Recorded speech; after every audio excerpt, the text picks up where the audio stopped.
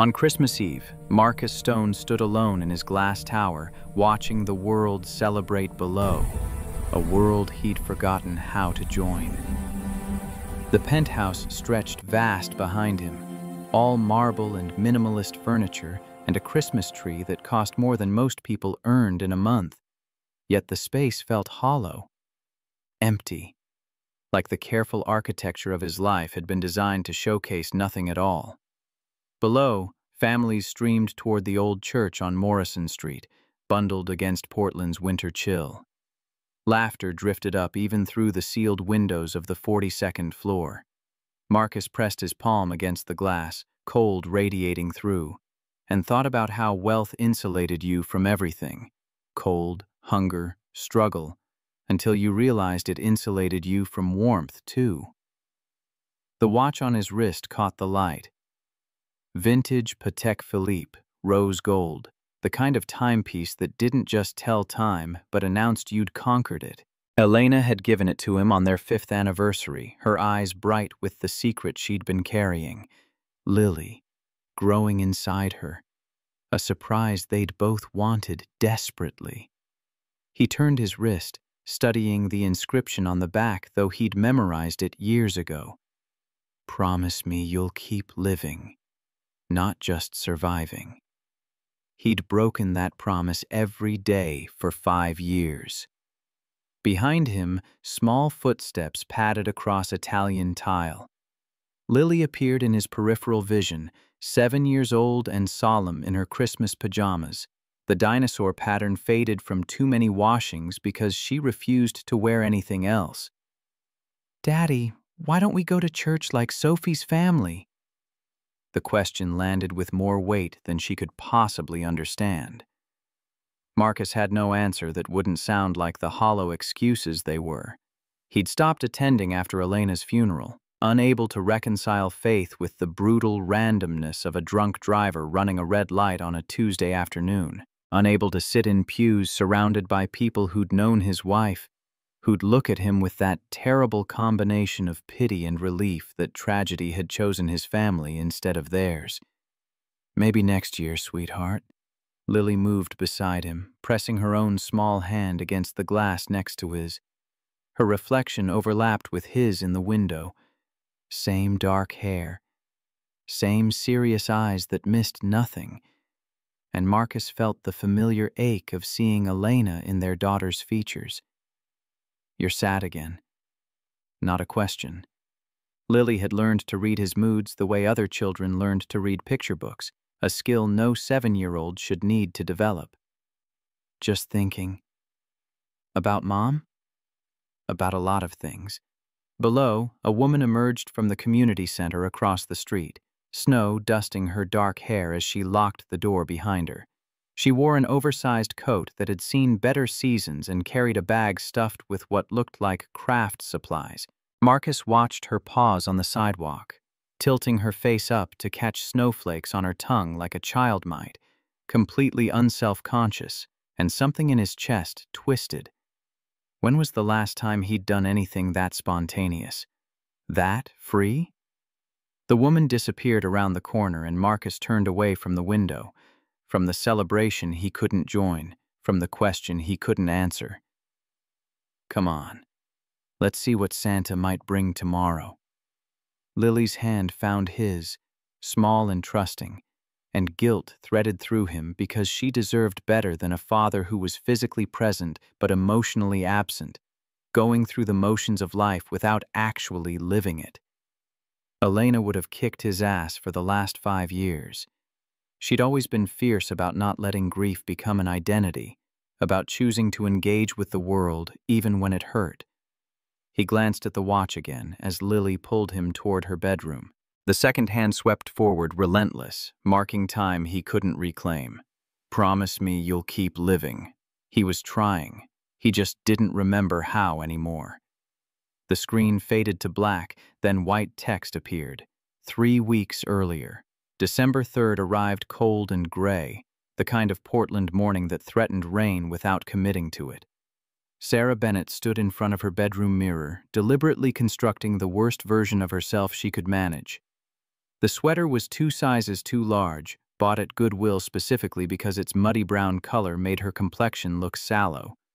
The jeans had a small stain near the knee, pasta sauce from 3 weeks ago that she'd intentionally left untreated.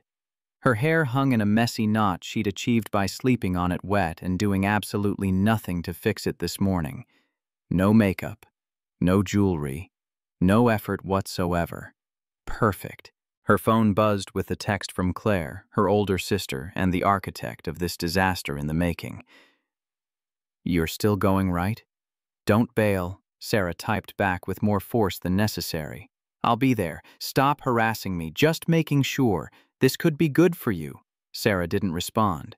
Claire meant well, she always did, but her persistent belief that Sarah just needed to get back out there ignored the fundamental reality that Sarah had no interest in being out there at all. She'd tried love. She'd planned a wedding, picked flowers, tasted cakes, sent save the dates. And 6 months before she was supposed to walk down an aisle toward Ethan Wade, she'd discovered he'd been opening credit cards in her name, maxing them out, building a mountain of debt while she slept beside him every night, trusting him completely. The lawyers had been sympathetic but clear. Technically, she'd lived with him, shared accounts, used the cards for some purchases. Proving she hadn't authorized the applications would be nearly impossible. She could spend thousands fighting it in court and probably lose, or she could just pay the debt and move on with her life. So she'd paid. For 2 years, she'd worked her teaching job and taken on tutoring 3 nights a week and sold everything that wasn't nailed down. She'd moved into a 650-square-foot apartment in a building that smelled like curry and old cigarettes. She'd learned to make a dollar stretch so far it screamed. And she'd learned that the real cost wasn't the $47,000 she still owed. It was the trust she'd never get back, the certainty that her judgment was fundamentally broken, that she'd missed every red flag because she'd been too busy picking out bridesmaid dresses to notice her fiancé was destroying her financial future. Never again. Pike Place Coffee Shop sat on the corner of 3rd and Morrison, a Portland institution that had somehow avoided gentrification by virtue of being too stubborn to change. The coffee was legendarily bad, burnt and bitter, which was exactly why Sarah had suggested it. If this blind date took one look at her and ran, the terrible coffee would just seal the deal. She pushed through the door at exactly 10:30. The morning rush had cleared out, leaving mostly students with laptops and retirees reading newspapers in the worn booths. Sarah claimed a table near the back exit, strategic positioning that would allow for quick escape if necessary, and ordered a house coffee she had no intention of drinking. Her phone showed 10:32 when the door opened again and a man walked in who could only be Marcus Stone. Claire had shown her one photo, a casual snapshot from some family gathering where Marcus stood in the background, slightly blurred. She'd gotten the basics. Widower, 1 daughter, works in business, generally decent human according to Claire's friend who was married to his brother. But the photo hadn't prepared her for the reality of him. He was tall, probably 6'1", with dark hair that needed a cut, and the kind of posture that came from years of good breeding or military training, or both. He wore dark jeans that fit well and a gray Henley that was definitely not from Target, though he'd clearly tried to dress down. His face was angular, attractive in a way that would age well, with tired eyes that suggested he wasn't sleeping great either. And on his wrist, partly hidden by his sleeve, Sarah caught the glint of an expensive watch. Really expensive, if her limited knowledge of such things was accurate. The kind of timepiece that cost more than her car. Marcus spotted her and crossed the coffee shop with the easy confidence of someone who'd never had to worry about taking up space in the world. His eyes took in her deliberately terrible outfit without judgment, which somehow made it worse. Sarah had wanted shock, maybe disappointment, something that would make this easier. Instead, he looked at her like she was exactly what he'd expected to find. "Sarah Bennett?" His voice was quiet, almost hesitant, nothing like the boardroom confidence she'd anticipated. "That's me." She didn't stand, didn't extend a hand. "You must be Marcus. Mind if I sit?"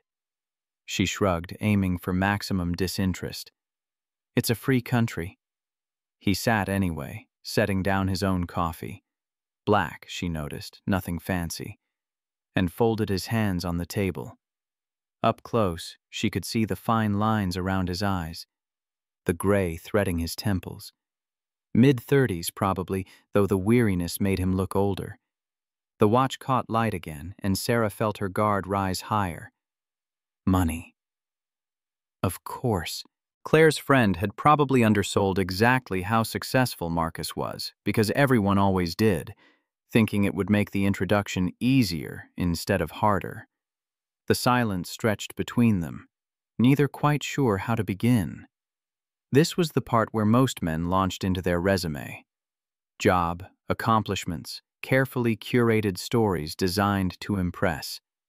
Sarah waited for it, already composing her polite exit lines. Instead, Marcus surprised her. "So, how bad did Claire twist your arm to make this happen?" Sarah blinked. "What?" A small smile tugged at his mouth, transforming his face from weary to genuinely warm. "Your sister. I'm guessing she didn't take no for an answer. She threatened to show up at my classroom and make a scene in front of my students." "Ah, the nuclear option."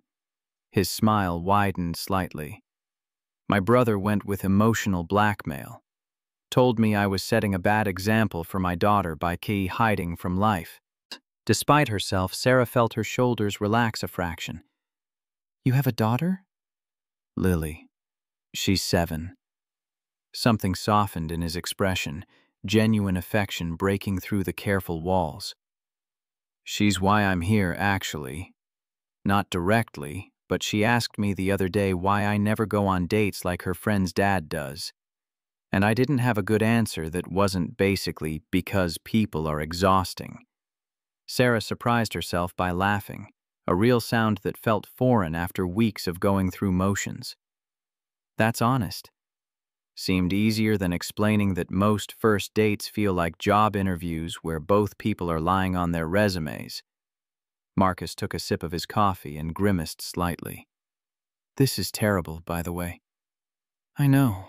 I picked it on purpose." "To test me?" "To make leaving easier." The honesty hung between them, too raw for a first meeting between strangers.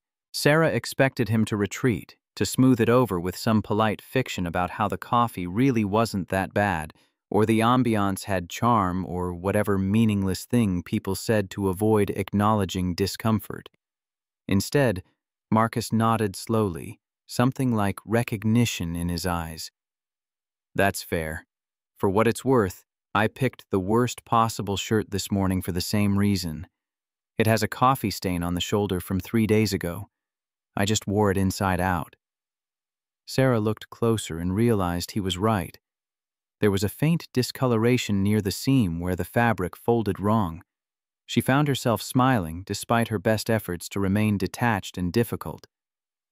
"We're both disasters." "Absolutely." Marcus leaned back in his chair, and some of the tension left his posture. "Want to start over? Pretend we're two normal people having coffee instead of two people trying to sabotage their siblings' matchmaking?" "I don't know if I remember how to be normal." "Me neither, but we could try being honest instead. See where that goes." Sarah studied him for a long moment, looking past the expensive watch and the good posture to something underneath. Exhaustion that matched her own. Wariness that came from experience rather than calculation. He wasn't performing. He was just tired, same as her, going through the motions because people who loved them insisted they try. "Okay, honest." She took a breath. "I'm an elementary school teacher, 3rd grade. I spend my days with 8-year-olds, which means I have the patience of a saint and the ability to survive on 4 hours of sleep and lukewarm coffee." Impressive. Marcus's expression suggested he meant it. "I work in management, corporate stuff. It's boring mostly. The interesting part of my life is Lily. Everything else is just what I do to make sure she's taken care of. How long have you been on your own with her? 5 years. Her mother passed when she was 2. The simple statement carried weight that didn't need elaboration.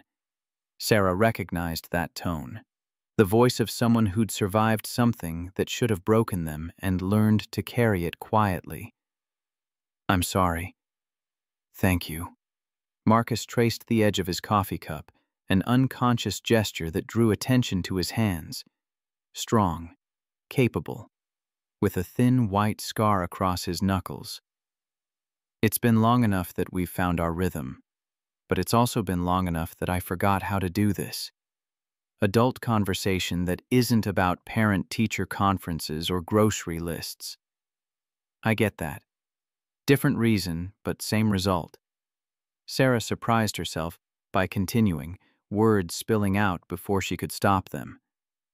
I was engaged 2 years ago. Called it off 6 months before the wedding when I found out he'd been using my name to open credit cards. Spent the last 2 years paying off debt I didn't create and remembering how to trust my own judgment. She hadn't meant to say all that. Definitely hadn't planned to lead with her greatest hit of humiliation. But something about Marcus's quiet presence made the truth feel less dangerous than usual, like he wouldn't weaponize her vulnerability or use it to position himself as savior. That's terrible. Marcus's anger on her behalf was evident in the way his jaw tightened. Did you press charges? Tried. He was smart about it. Technically, we had shared accounts, shared addresses. Lawyers said it would be nearly impossible to prove I didn't authorize it. So you just paid it. Took on extra tutoring jobs, sold everything that wasn't nailed down, moved into the cheapest apartment I could find. Sarah shook her head, old bitterness rising. I'm almost done. Another 6 months and I'll be clear. That takes incredible strength. It takes stubbornness and a really good relationship with instant ramen. Marcus smiled, but his eyes were serious. Strength and stubbornness aren't mutually exclusive. Most strong people I know are just too stubborn to quit. The conversation shifted then, becoming easier. They talked about teaching. Sarah's stories about her students made Marcus laugh, genuine and unguarded. He told her about Lily's current obsession with dinosaurs and her insistence on wearing her Halloween costume to school in January, complete with inflatable T-Rex arms that made getting through doorways an adventure. She's strong-willed, takes after her mother that way. What was she like? Sarah asked, then immediately regretted it. Sorry, you don't have to. It's okay. I don't mind talking about Elena. Marcus's expression was thoughtful, nostalgic, but not pained. She was fierce, brilliant, the kind of person who walked into a room and immediately organized it to run better. She would have loved teaching, actually. She had that same patience you described, that ability to see potential in people and pull it out of them. She sounds wonderful. She was. Marcus touched the watch on his wrist, that unconscious gesture again. And she would have kicked my ass for hiding from life for 5 years. I think that's what Joel was getting at, my brother. Not that I need to replace her, you can't replace people, but that she wouldn't want Lily growing up watching me shut down. Sarah understood that. The weight of someone else's expectations, even someone gone. The responsibility of living in a way that honored what they'd given you. My students saved me. After everything fell apart, they were the reason I got out of bed. Hard to wallow when 23 kids need you to teach them fractions and remind them to wash their hands after recess. That's the thing about being responsible for other people. Marcus agreed. It doesn't leave much room for falling apart. Sometimes I'm not sure if that's good or bad. Both, probably. Most important things are. They ordered second coffees. Still terrible, but somehow more tolerable with company. The afternoon stretched into early evening without either of them noticing the time passing. Conversation flowed through safer topics. Books, favorite restaurants neither of them could afford regularly, the eternal struggle of finding decent coffee in a city full of pretentious cafes. There's a place in my neighborhood, family-owned, been there forever. The coffee is incredible, and they have these pastries. I swear I've tried to recreate the recipe and failed every time. You bake? Stress baking. It's therapeutic and my neighbors benefit. She smiled. Though lately I've been too tired even for that. End of semester is brutal. Testing season, parent conferences, kids getting restless. When's your break? 3 weeks, and I'm spending it doing absolutely nothing. Maybe sleeping for 48 hours straight. That sounds perfect. Marcus checked his phone, and something in his expression shifted. Not alarm exactly, but awareness of time passing. Obligations, waiting. I should go. I told Joel I'd pick up Lily by 6, and I'm cutting it close. Sarah felt an unexpected pang of disappointment. The afternoon had passed too quickly, comfortable in a way she hadn't anticipated. They stood, that awkward moment of not knowing how to end the interaction. Handshake seemed too formal. Hug too presumptuous. Marcus solved it by simply saying what came next. This was nice. Really nice. Would you want to do it again? Maybe somewhere with better coffee. The careful hope in his voice made Sarah's chest tighten. She thought about all the reasons to say no, the debt still hanging over her, the trust she'd spent 2 years rebuilding, the certainty that getting close to someone again would only lead to more wreckage, the expensive watch on his wrist that suggested complications she didn't need. But she also thought about the way he'd listened when she talked about her students, the pride in his voice when he spoke about his daughter, the absence of performance or pretense in everything he'd said. He was tired and wary and going through this because people who loved him insisted he try. Same as her. Yeah, I'd like that. Marcus's smile was worth the risk, genuine warmth breaking through carefully maintained walls. Friday. I know a bookstore that has a cafe attached, decent coffee, and if conversation runs dry, we can browse. Sounds perfect. They exchanged numbers, and Sarah watched him leave, walking with the slightly hurried stride of a parent running late. Through the window, she saw him pull out his phone, probably texting Joel about timing, and the smile on his face made something warm unfold in her chest. She sat back down, staring at her cold coffee. Claire was going to be insufferable about this. Sarah pulled out her phone and sent a quick text. Fine, you were right. He's nice. Don't get excited. The response came immediately. Too late. Already planning the wedding. Sarah rolled her eyes but couldn't suppress her smile. Outside, the gray afternoon had given way to early winter darkness. The coffee shop was nearly empty now, just her and the barista wiping down tables. She should go home, grade the papers waiting in her bag, prep for tomorrow's lessons. Instead, she sat for another few minutes, replaying the conversation, cataloging moments that had surprised her. The way Marcus had led with honesty about being dragged here, his lack of smooth charm or calculated interest, the genuine laugh when she'd admitted picking terrible coffee on purpose, the careful way he'd talked about Elena, honoring her memory without making Sarah feel like a replacement. And that watch. She kept coming back to it, the flash of gold against his wrist. Expensive, clearly, the kind of thing that suggested money she couldn't comprehend. But he'd worn it with his stained shirt inside out, like the watch was just a watch, not a statement. Maybe it meant nothing. Maybe he'd inherited it. Maybe she was reading too much into everything because 2 years of hypervigilance had taught her to question every detail. Look for red flags in every shadow. Or maybe he was exactly what he seemed, a tired widower trying to remember how to be human again, same as her. Sarah gathered her things and headed out into December cold. Her apartment was only 6 blocks away, close enough that she usually walked to save gas money. Tonight the walk felt shorter, her mind occupied with planning Friday, with the unfamiliar flutter of anticipation she'd thought she'd buried for good. Her phone buzzed again. Not Claire this time, but an unknown number. It's Marcus. Just wanted to say again, this was really great. Looking forward to Friday. M. Sarah stared at the text, that warm feeling expanding. He'd used a dash and his initial, old-fashioned, in a way that was oddly charming. She typed back quickly before overthinking it. Me too. See you Friday. She added her own initial, S, and hit send. The next 4 days passed in the familiar rhythm of teaching. Sarah moved through lessons on fractions and reading comprehension, mediated playground disputes, sent home progress reports. But underneath the routine, something had shifted.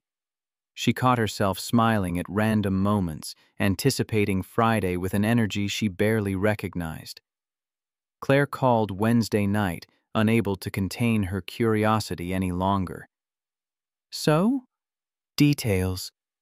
All of them. There's nothing to tell. We had coffee. It was nice. Nice? That's all I get? What do you want me to say? He's a decent human. We're having coffee again Friday. At least tell me he's attractive. Joel showed me a recent photo and Marcus is definitely attractive.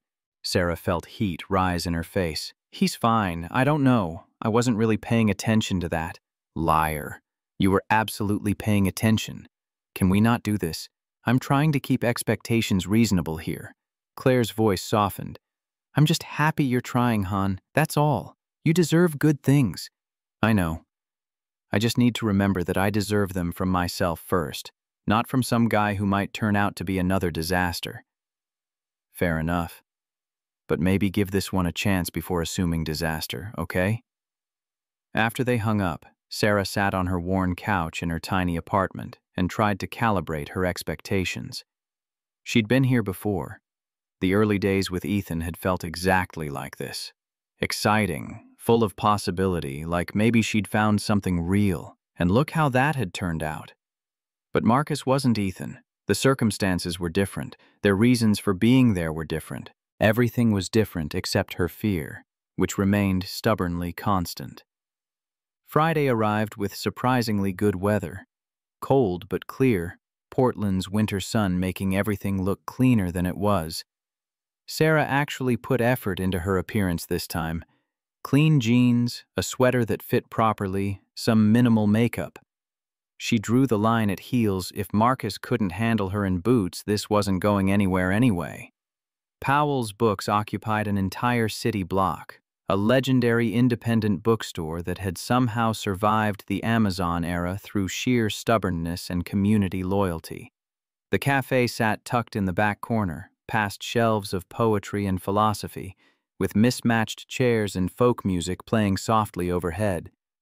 Marcus was already there, browsing the fiction section, and he looked up when she approached with a smile that made her stomach flip in a way she'd forgotten was possible. You found it. Your directions were good. She gestured to the towering shelves around them. Also, I may have walked past this place 100 times and never actually gone inside. It's easy to miss if you're not looking, but they have the best mystery section in the city, and Lily loves the children's corner. He gestured toward the cafe. Coffee first or browsing? Coffee. Definitely coffee. They ordered. Sarah got a latte that actually tasted like coffee instead of burned despair, and claimed a small table near the window. The conversation picked up where they'd left off, easy and enforced. Sarah told him about the student who'd tried to convince her that dinosaurs were just big chickens, which led to Marcus sharing Lily's elaborate theory about time travel and pterodactyls. They argued good-naturedly about books, discovered they both loved old movies, and spent 20 minutes debating the best diner in the city. The Galaxy. Open 24 hours, massive portions, and the waitress remembers your order after one visit. The Bluebird, Marcus countered. Better coffee, actual vegetables in the omelets, and they don't judge you for eating breakfast at midnight. The galaxy doesn't judge either. They encourage it. We should test this scientifically. Try both and compare. Sarah raised an eyebrow. Is that you asking me out again? Only if the answer is yes. She pretended to consider it. I suppose I could be convinced. For science. They spent another hour browsing shelves, pulling books and reading passages aloud, arguing about authors and genres with the comfortable antagonism of people who genuinely enjoyed debate. Marcus had surprisingly strong opinions about thriller novels, and Sarah discovered they shared a love for literary fiction that didn't take itself too seriously. When they finally left, the sun was setting, painting the street in orange and gold. Marcus walked her to her car, hands in his pockets, that same slight awkwardness from their first meeting returning as they figured out how to say goodbye. This was really great. Me too. Sarah unlocked her car but didn't get in immediately. So, the diner experiment. When should we conduct this vital research? Are you free Sunday? Lily has a play date in the afternoon, so I have a few hours. Sunday works. This time, the goodbye was easier, a brief hug, warm and uncomplicated, and then Sarah was driving home with NPR on the radio and a lightness in her chest she hadn't felt in years. Sunday morning arrived bright and cold. Marcus picked her up at 10, suggesting they hit the Bluebird first since it was his choice and he got to defend it. When they walked in, Sarah had to admit it was charming. Vintage booths, checkerboard floors, and a waitress who greeted Marcus by name. Regular, honey? Please, Marie, and whatever she wants. Marie turned to Sarah with an appraising look. First time here? First time. He's very confident about your coffee. You should be, Marie winked. I'll give you 2 a minute with the menus. When she left, Sarah leaned across the table, lowering her voice. Regular? How often are you here? Marcus looked slightly embarrassed. Lily and I come most Sundays. It's our routine. Breakfast, then the park if it's nice, or the library if it's not. I get that.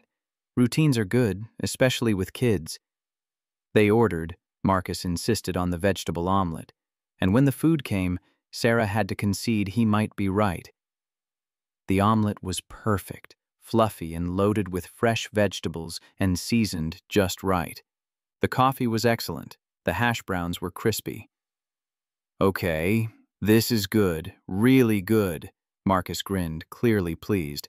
Told you. But we still have to try the galaxy. Objectively. Deal. They ate slowly, talking about everything and nothing. Marcus told her about Lily's school, the challenges of navigating playdates and birthday parties as a single parent. Sarah shared stories about her classroom, the small victories and ongoing struggles of teaching. Do you like it? Teaching, I mean. Not just tolerate it, but actually like it. Most days, yeah. It's hard, dealing with parents who think their kid can do no wrong, budget cuts, standardized testing that doesn't actually measure learning, but the kids make it worth it. When you see something click, when a student who's been struggling finally gets it, Sarah smiled. That's the good stuff. Lily loves her teacher, Mrs. Patterson. She's strict but fair, and the kids respect her. That's the sweet spot. High expectations, high support. They finished breakfast, and because neither wanted the morning to end, drove to the galaxy. It was exactly as Sarah had promised, gloriously unpretentious, with a waitress who called everyone hun and portions that could feed a family. Marcus surveyed his pancake stack with something like awe. Okay, I see the appeal. This is aggressively American in the best way. Right? No pretense, just good food and coffee strong enough to strip paint. They ate until they were uncomfortably full, laughing about the absurdity of eating 2 breakfasts in one morning. When they finally left, Hannah felt lighter than she had in years, like some weight she'd been carrying had finally started to lift. Standing by her car, Marcus stepped closer, and Sarah's breath caught slightly. "I'm glad Claire forced you into that coffee shop. I'm glad Joel emotionally blackmailed you. Can I see you again? Not for diners or science, just because I want to." Sarah's heart hammered against her ribs. Every instinct screamed at her to protect herself, to maintain distance, to remember what happened last time she let someone in. But Marcus wasn't Ethan. He was patient, present, genuinely kind, and she was tired of letting fear make her decisions. "Yes, I'd like that." He leaned in for a hug, and Sarah let herself relax into it, let herself believe that maybe, possibly, she could have this. The weeks that followed developed a rhythm Sarah hadn't anticipated wanting. Coffee dates became dinner dates, which became long walks through Portland's Pearl District, past galleries neither could afford but enjoyed critiquing anyway. They discovered a shared appreciation for terrible action movies and an equally shared disdain for pretentious wine bars. Marcus learned that Sarah graded papers with chamomile tea and reality TV playing in the background, a combination she defended as necessary for maintaining sanity. Sarah learned that Marcus stress-cooked elaborate meals at midnight when work kept him awake, and that Lily had developed strong opinions about pasta shapes that were apparently non-negotiable. It felt easy, natural, like they'd known each other longer than 3 weeks. But there were moments, small, barely noticeable, when something would shift in Marcus's expression. A phone call he'd take in another room, returning with tension in his shoulders he hadn't carried before. The way he deflected whenever she asked specific questions about his work, redirecting to safer topics with practiced ease.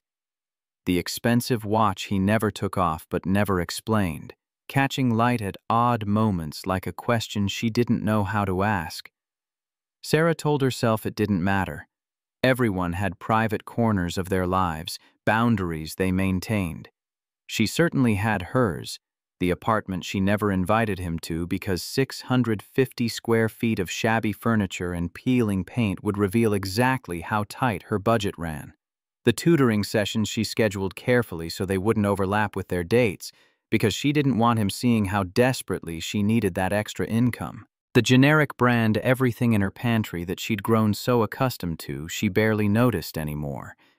They were both performing versions of themselves, she reasoned, showing the best parts while keeping the complicated pieces hidden until trust had time to build.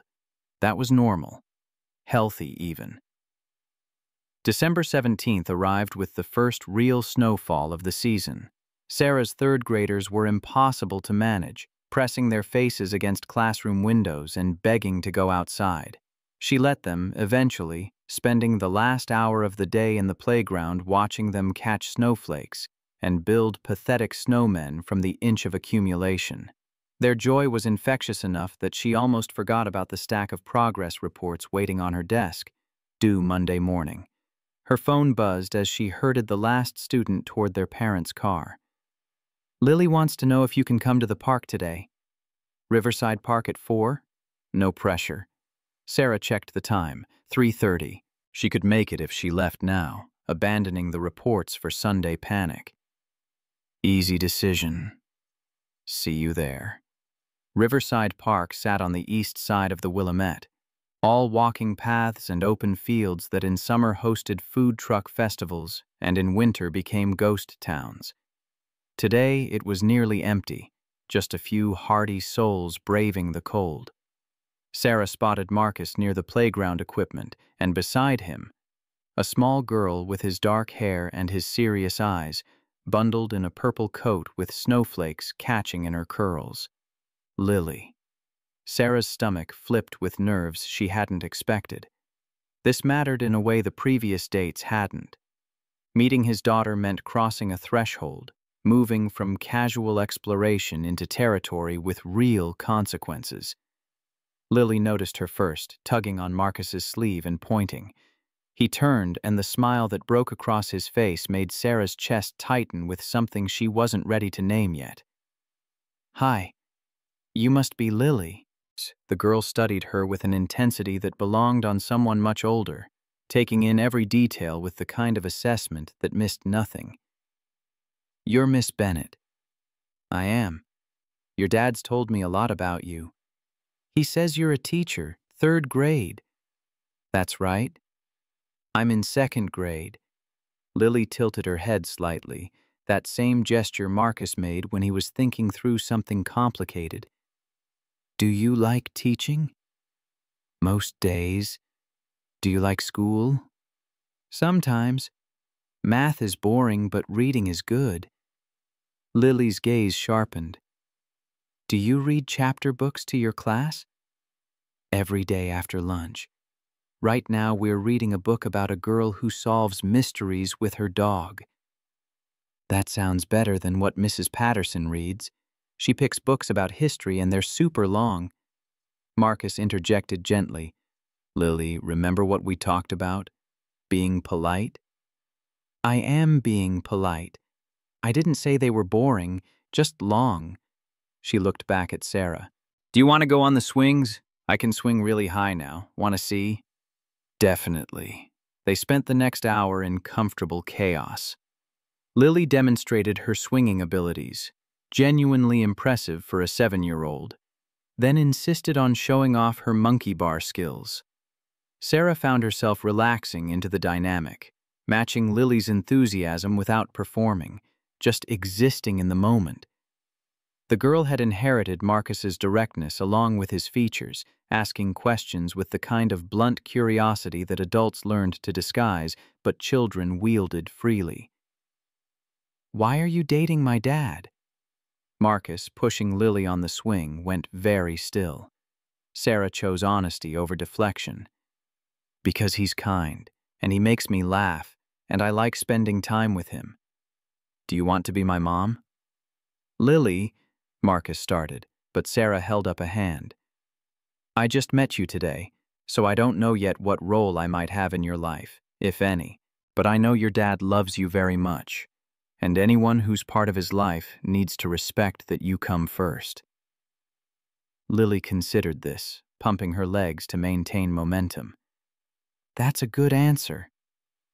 When Lily finally announced she was freezing and demanded hot chocolate, Marcus suggested they go to his place. The invitation was casual, delivered like it was no big thing, but Sarah saw the calculation behind it. He was ready for her to see more of his life, ready to move past carefully curated coffee shops and neutral territory. "Sure, that sounds great." They drove separately, Sarah following Marcus's Mercedes through downtown Portland. She expected a nice house in the suburbs, maybe a renovated Craftsman in a good school district. What she got instead was a high-rise in the Pearl District, all glass and steel and the kind of modern architecture that screamed money. The elevator required a key card to access the top floor. That should have been the first real warning. The doors opened directly into a penthouse that made Sarah's breath catch. Floor-to-ceiling windows overlooked the entire city. The space was enormous, all clean lines and expensive furniture and original art on the walls. The kitchen alone was bigger than her entire apartment. Lily ran ahead, chattering about her room and her toys, and did Sarah want to see her reading nook? But Sarah had stopped moving, rooted in the entryway, processing what this space meant. What it revealed about Marcus that he'd carefully hidden behind coffee shop dates and worn Henleys. Marcus watched her take it in, his expression carefully neutral. "It's just a place to live." The understatement was so absurd, Sarah almost laughed. This wasn't a place to live. This was a monument to wealth she couldn't begin to comprehend. "Come see my room." Lily grabbed her hand, pulling her down a hallway. Sarah followed in a daze. Lily's bedroom was larger than Sarah's living room and bedroom combined, decorated in purples and teals with built-in bookshelves and a window seat that overlooked the city. Photos lined one shelf. Lily as a baby. Lily with Marcus. and several of a beautiful woman with dark hair and an infectious smile. Elena. In one photo, she stood beside Marcus at what was clearly some formal event, both of them in evening wear. Behind them, a banner read, Stone Enterprises Annual Charity Gala 2018. Stone Enterprises. The name triggered vague recognition, something she'd heard in passing but never paid attention to. Sarah pulled out her phone while Lily chattered about her stuffed dinosaur collection, typing quickly into Google. The results loaded, and Sarah's vision narrowed to a pinpoint. Marcus Stone, CEO of Stone Enterprises, net worth estimated at $2.3 billion. Stone Enterprises reports record profits under Marcus Stone's leadership. Portland's most eligible bachelor, Marcus Stone, remains single. 5 years after wife's tragic death, billionaire.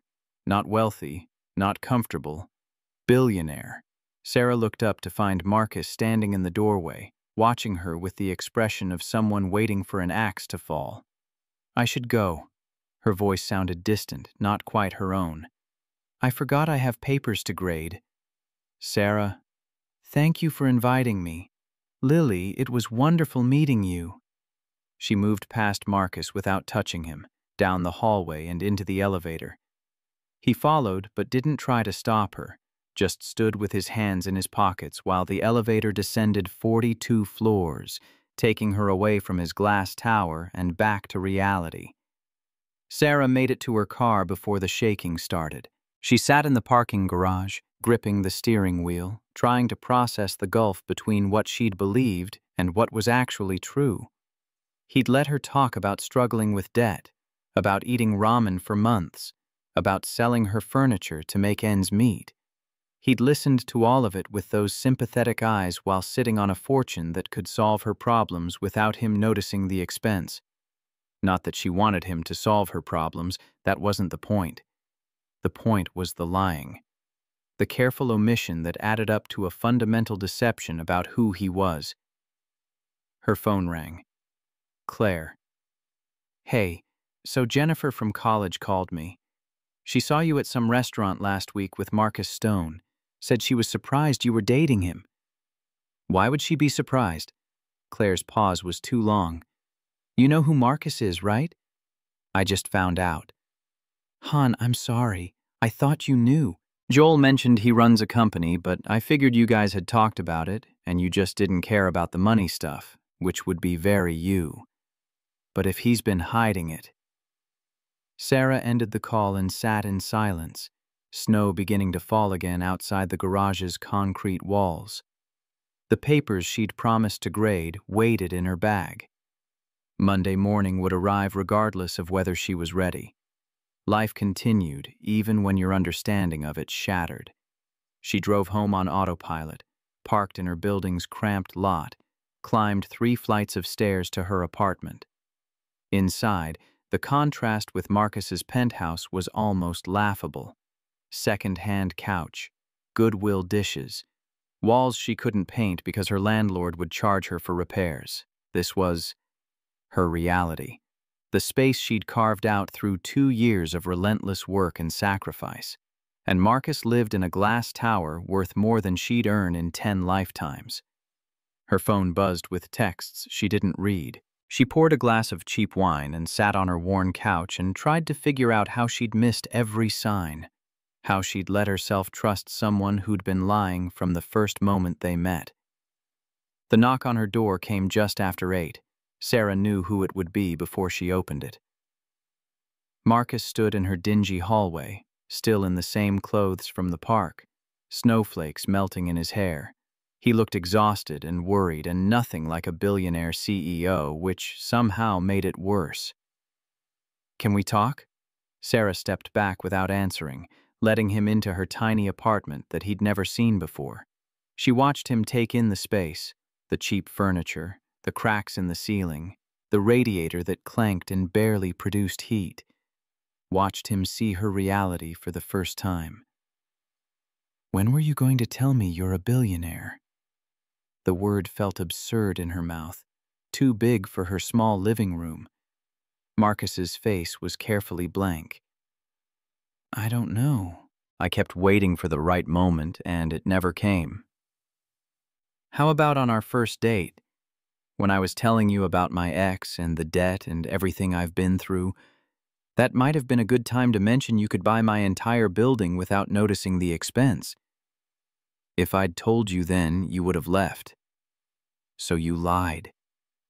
I didn't lie, you let me believe something that wasn't true.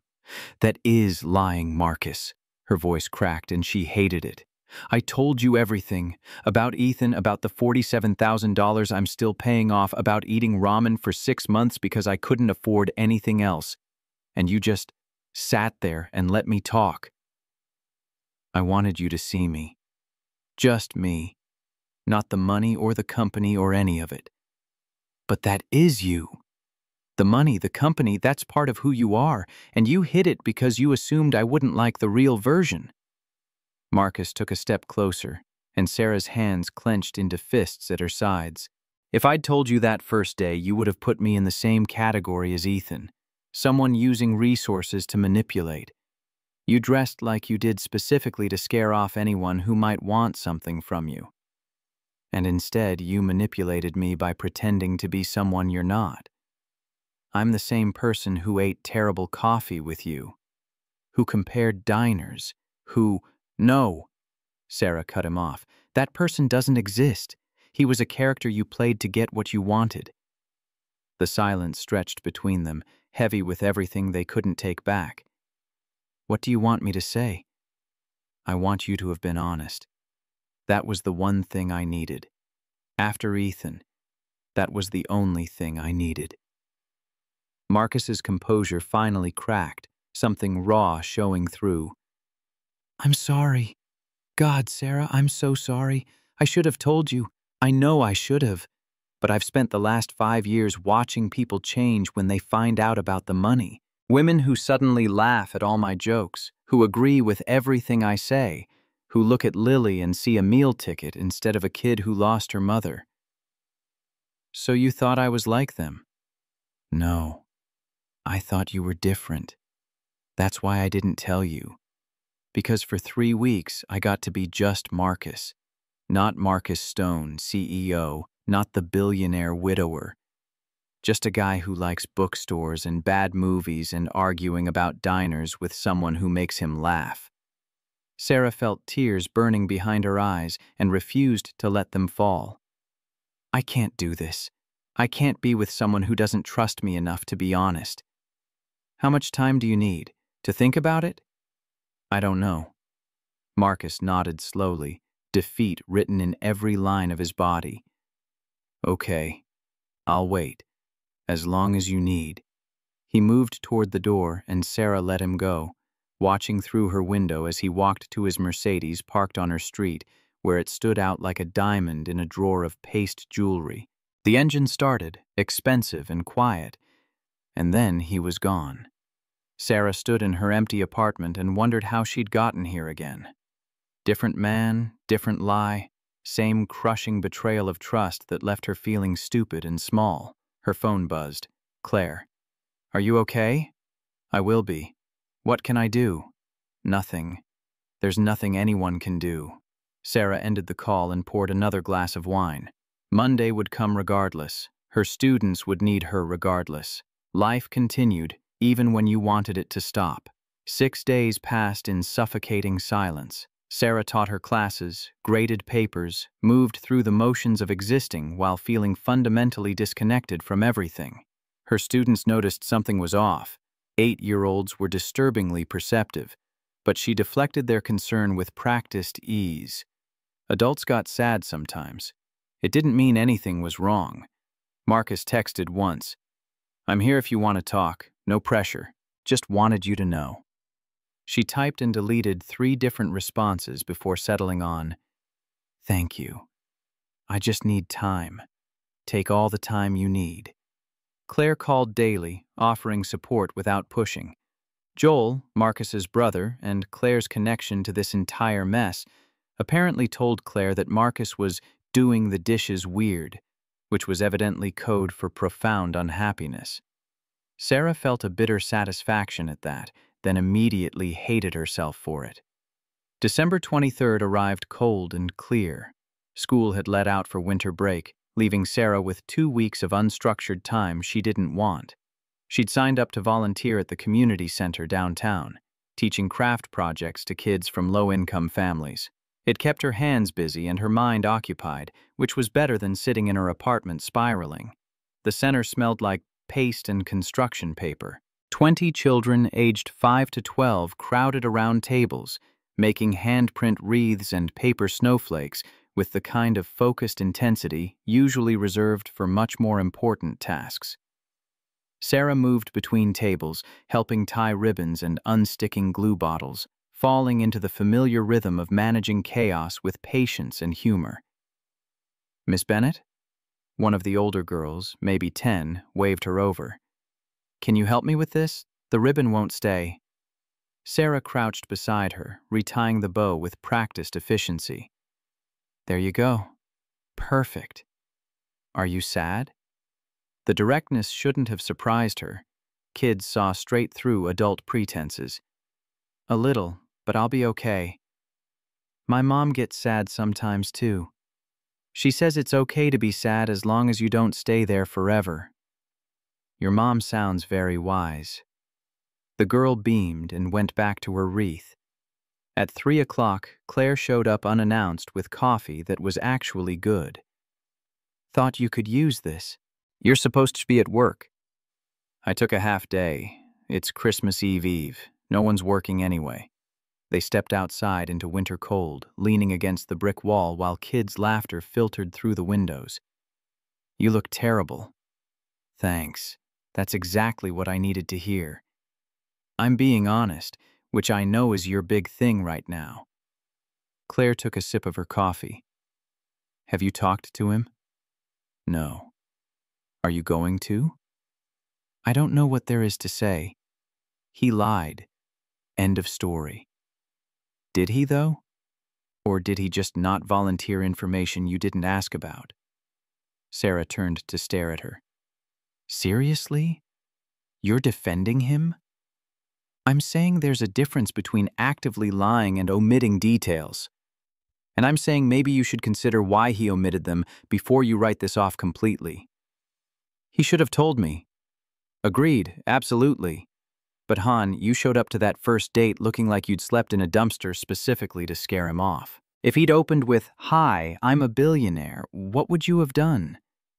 Sarah opened her mouth to protest, then closed it. Because Claire was right. If Marcus had led with his wealth, Sarah would have walked out immediately, convinced he was either slumming for entertainment or looking for someone easy to control. That doesn't make it okay. No. But it makes it complicated, and maybe worth actually talking about instead of just cutting him out. I don't know if I can trust him again. Then tell him that. Have the conversation. But don't make decisions based on fear of getting hurt. Make them based on whether you actually want him in your life. Claire left after finishing her coffee, heading back to her own family and their Christmas preparations. Sarah returned inside to find the session winding down, parents arriving to collect their children. She helped clean up glitter and paper scraps, organize supplies for next week's project, and was locking the front door when a car pulled up to the curb. A Mercedes. Black, expensive, idling at the community center like it had lost its way to the suburbs. Marcus emerged from the driver's side, and from the back came Lily in her purple coat, dinosaur sneakers barely visible beneath her jeans. Sarah's heart lurched. "What are you doing here?" "Lily wanted to see you." Marcus stayed by the car, maintaining distance. "And I needed to talk to you." Lily ran up, breathless and grinning. "Miss Bennett, we came to tell you something." "Lily, remember what we discussed? Miss Bennett might not want to—" "He came to say he loves you!" The words tumbled out in a rush. "But he's bad at saying feelings, so I made him come." Sarah's world tilted sideways. She looked from Lily to Marcus, whose expression had gone carefully blank in the way it did when he was trying not to show how much something mattered. "Lily, can you go play in the snow for a minute?" His voice was gentle but firm.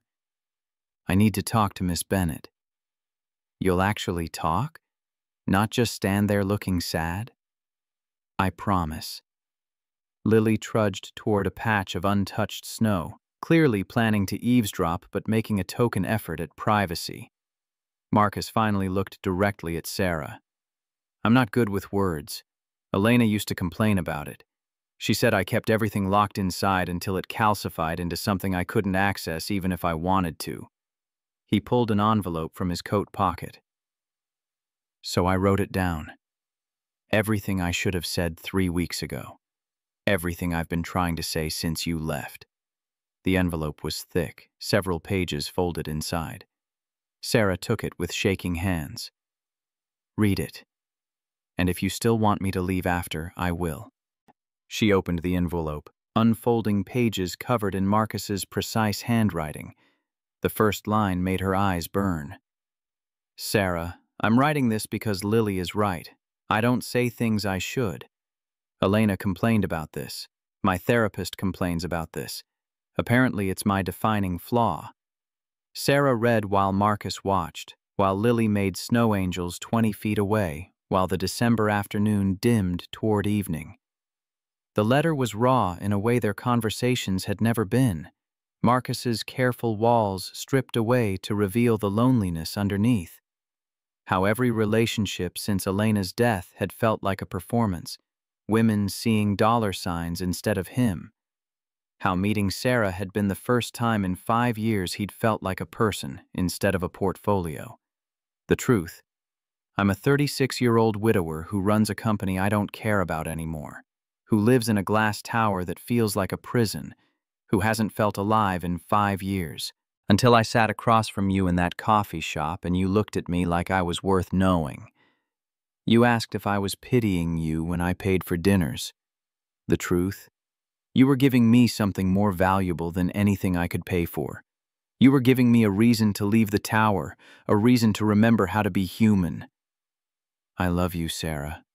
Not because I want to save you. You don't need saving. But because you saved me first and didn't even know it." Sarah finished reading and looked up to find Marcus still waiting, patient as stone, giving her the space to process. "You really don't know how to say feelings, do you?" A ghost of a smile touched his mouth. "Lily's been telling me that for years." "This letter," her voice broke. "Marcus, The door behind them banged open. A man stumbled out, wild-eyed and disheveled, and Sarah's entire body went cold with recognition. Ethan Wade. "Sarah, we need to talk. Now!" Every muscle locked. She hadn't seen him in 2 years, not since the lawyers and the final payments on the first round of debt. He looked worse than she remembered. Thinner, with the kind of desperation that came from bad choices catching up. Marcus stepped between them instantly, his whole demeanor shifting from vulnerable to protective in a heartbeat. "That's close enough."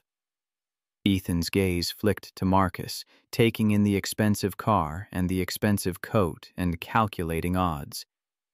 "Perfect. The boyfriend is here too. This works better anyway." He focused back on Sarah. "Did you tell him about how we planned the credit card scheme together?" The accusation hit like a physical blow. "What? No, Ethan, that's not..." "Or did you lie to him like you lied to me about paying your share?" Marcus's voice went cold in a way Sarah had never heard. "That's enough. Leave. You should know what you're getting into."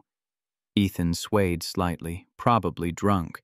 "Sarah and I had a deal. We'd open cards together, max them out, declare bankruptcy, split the money, but then she got cold feet and left me holding the bag."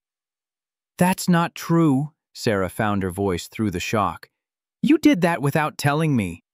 "Prove it. Your signature is on the applications."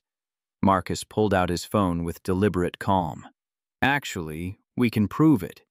He turned the screen toward Ethan, showing screenshots Sarah couldn't quite see from her angle. These are IP addresses from the credit card applications, all from your work computer. Timestamps show you submitted them during your work hours when Sarah was at her teaching job across town. Ethan's face drained of color. We also have security footage from the bank branch where you went in person to verify applications using a fake power of attorney. Marcus's voice could have cut glass. My lawyers filed charges 3 days ago. Police are looking for you. The world tilted again, reality rearranging itself. Marcus had investigated Ethan, had gathered evidence, had been working to free her from the debt while she'd been angry about trust and honesty. Ethan seemed to realize his mistake. He backed toward the street, stumbling over his own feet. "You had him investigate me? You bitch!" Marcus moved faster than Sarah had ever seen him, putting himself completely between her and Ethan. Something dangerous flickered in his expression, the kind of controlled violence that came from deeply buried anger, finally finding a target. "Walk away. Now. Before I stop being polite." Ethan ran.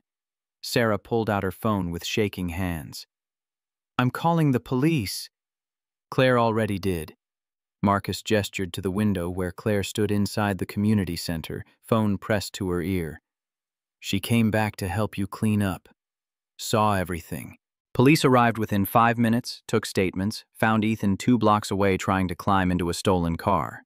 The officers were professional and efficient, and one of them, a woman in her 40s, squeezed Sarah's shoulder with genuine kindness. "We've been looking for him for 3 weeks. Thank you for the tip." "I didn't," Sarah started, but the officer was already moving away, coordinating with her partner. The community center slowly emptied as parents claimed their children and volunteers trickled home. Claire hugged Sarah hard before leaving, whispering, "Talk to him. Actually talk." Lily had been collected by Joel, who'd appeared from nowhere when Marcus called him, whisking her away from the police activity with practiced ease. Finally, it was just Sarah and Marcus, standing in the winter cold outside a community center on the day before Christmas Eve, everything between them fractured and raw. "You had him investigated." "Yes, I should have told you. But after I found out what he did, I couldn't just let him get away with it." "When did you file charges?" "Last week, before our fight. I was waiting to tell you until it was certain." Sarah processed this new information, rearranging her understanding again. "So when I said I needed time, you already had this in motion." "Yes. You were trying to help me even when I pushed you away." "I'll always try to help you." His voice was quiet, careful. "If you'll let me." Sarah looked at the letter still clutched in her hand, then back at Marcus. This man who'd hidden his wealth but not his loneliness, who'd protected her without asking for credit, who loved her clumsily but completely. "You love me." "Yes." Say it out loud, not in a letter. Out loud. Marcus took her hands and Sarah let herself feel the warmth of his skin through the cold. "I love you, Sarah Bennett. I love your stubbornness and your strength and the way you look at the world like it owes you nothing but you give it everything anyway." Tears she'd been holding back for 6 days finally spilled over. "I love you too, even though you're terrible at communication and you let me think you were middle class for 3 weeks." He laughed, the sound breaking with relief.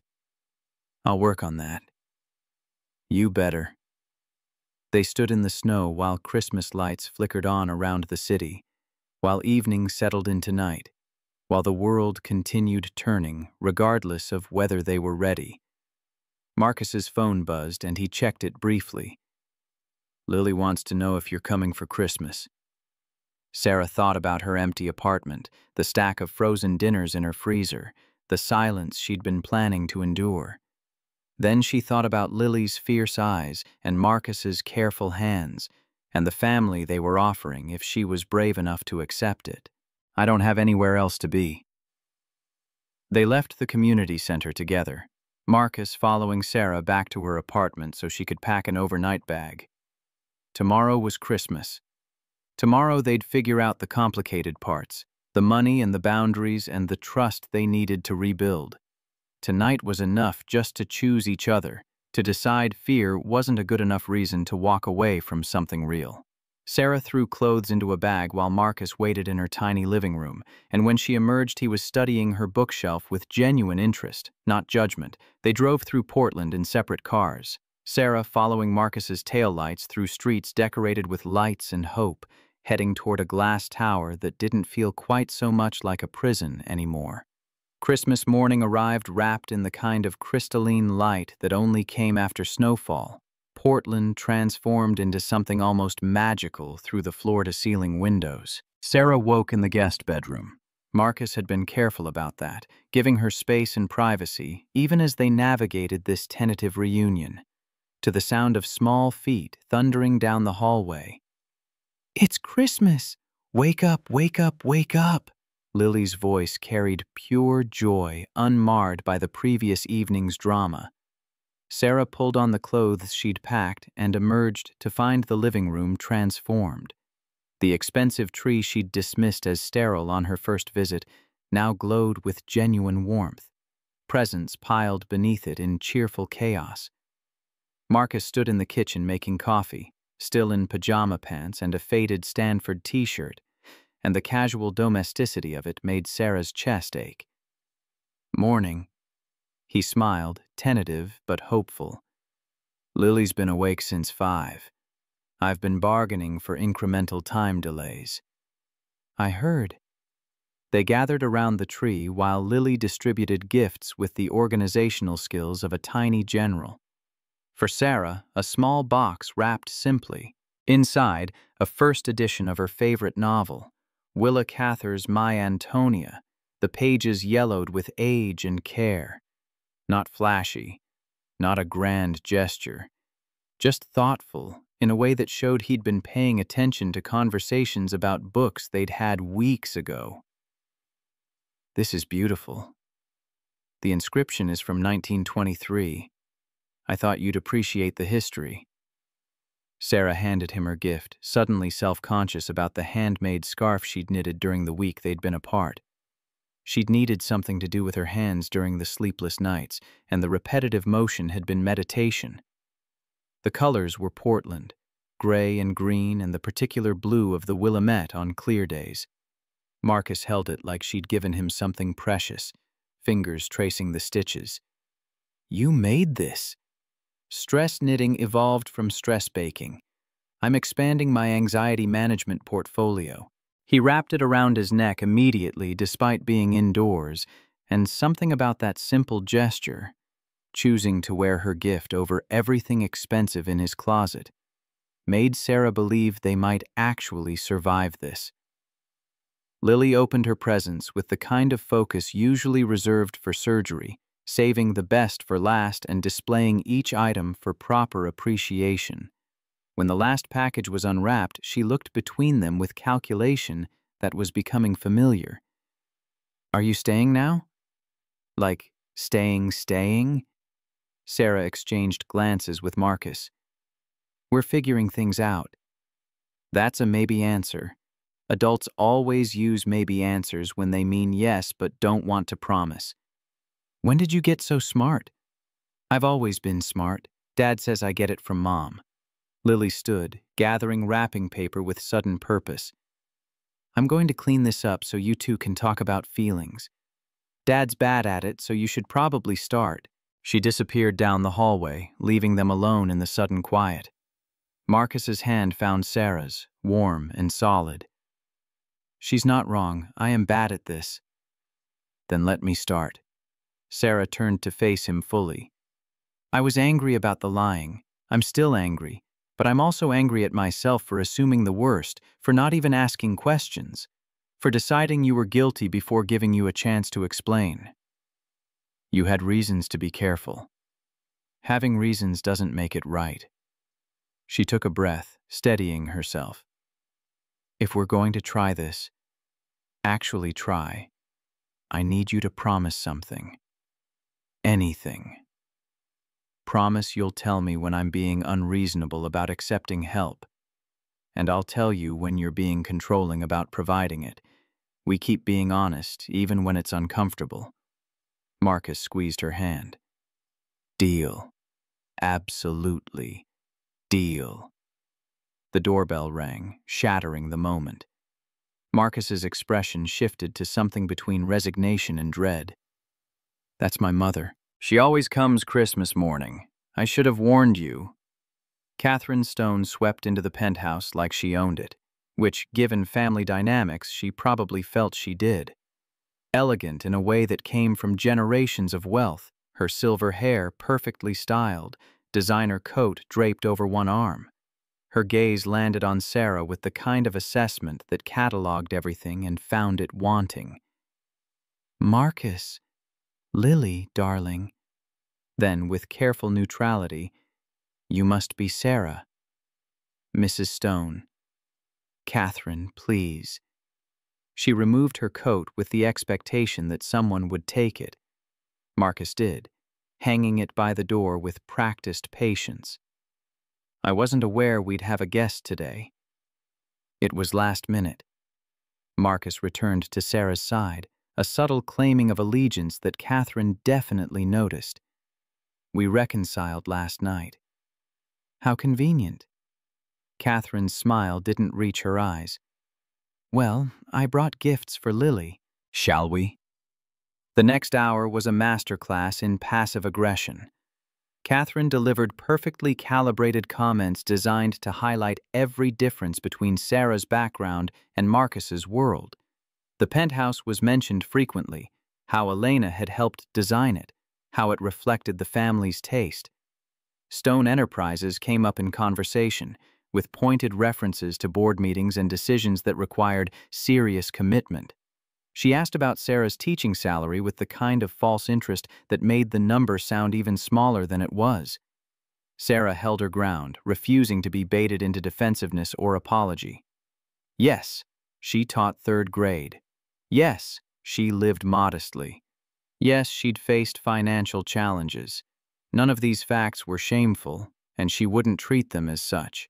Lily, oblivious to the undercurrents, chattered about her presence and asked when they could go to the park. Catherine indulged her granddaughter while continuing to assess Sarah, looking for cracks in the armor. Finally, Catherine stood to leave. Marcus, may I speak with you privately? They disappeared into his study, leaving Sarah alone with Lily's dinosaur collection and the weight of not belonging. Through the closed door, raised voices filtered. Catherine's clipped tones and Marcus's measured responses. Sarah couldn't make out words, but the anger was unmistakable. 20 minutes later, Catherine emerged with Marcus trailing behind, his jaw set in the way it got when he was furious but controlling it. Catherine paused at the door, looking back at Sarah with something that might have been respect or might have been strategic recalculation.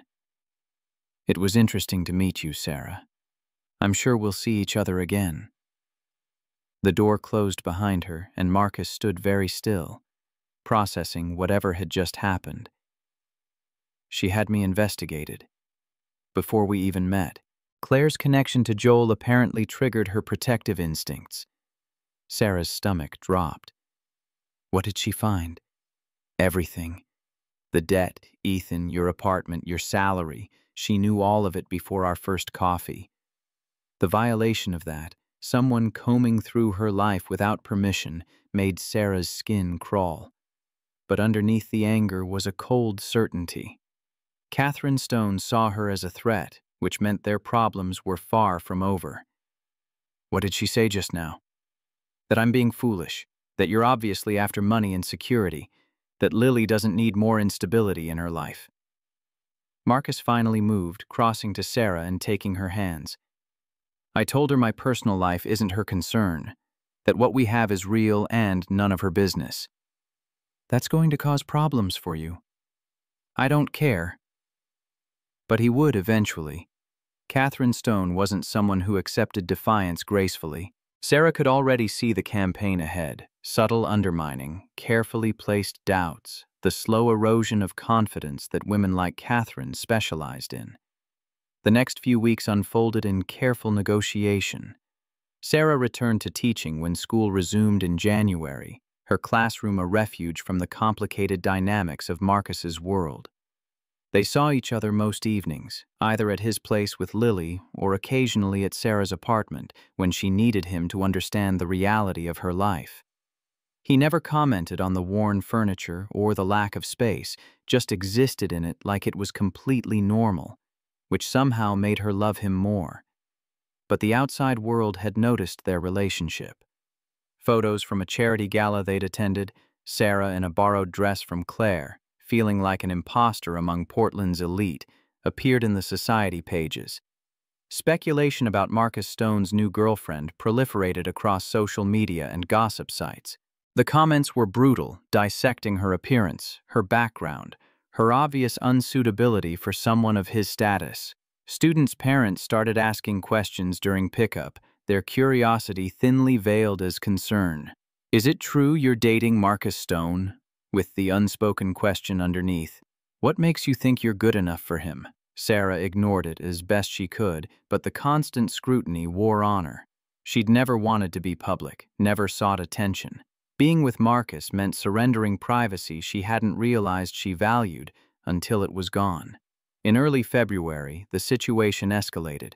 Sarah was reviewing multiplication worksheets during her lunch break when her principal knocked on the classroom door. Mrs. Henderson looked uncomfortable, her usual brisk efficiency replaced with something like sympathy. "Sarah, we need to talk. There's been a development." In the office, two reporters waited. They'd somehow gained access to the school under false pretenses, claiming to be parents enrolling students. Now they wanted comments about her relationship with Marcus, about whether she felt guilty dating a billionaire while teaching underprivileged children, about what his money could do for the school if properly motivated. Mrs. Henderson had already called security, but the damage was done. Other teachers had seen the reporters, heard the questions. Parents would hear about it within hours. Sarah's relationship had become a circus, and the school was caught in it. "I'm so sorry." Sarah's voice shook with anger and humiliation. "I never wanted any of this attention." "I know you didn't." Mrs. Henderson's expression was kind but firm. "But we need to establish some boundaries. I'm arranging for security to screen visitors more carefully. And Sarah, you might want to think about whether you can maintain your privacy while dating someone that high profile." The implication was clear. Either fix this, or it becomes a problem for everyone.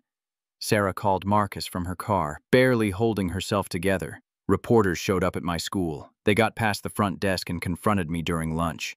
His fury was immediate and cold. "I'll handle it. I'll have my lawyers send cease and desist letters to every publication in Portland." "That will make it worse. It'll look like you're trying to control the narrative." "I'm trying to protect you." "By swooping in with lawyers and making it a bigger story?" "Marcus, no." Sarah pressed her palm against her forehead, fighting a headache that had been building since morning. "This is exactly what I was afraid of. Your world doesn't fit with mine.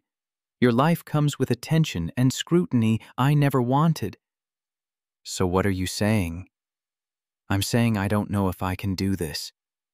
Silence stretched between them, heavy with everything they'd already survived and might not survive after all. "Don't make decisions right now." His voice was careful, measured. "You're upset, rightfully, but don't decide our entire future based on two reporters who violated boundaries." "It's not just two reporters. It's your mother investigating me. It's every society event where people look at me like I don't belong. It's parents at my school asking questions that aren't their business. It's living in a spotlight I never asked for. Then we figure out how to turn off the spotlight. We set boundaries. There are no boundaries when you're a billionaire, Marcus. People feel entitled to your life. And by extension, mine."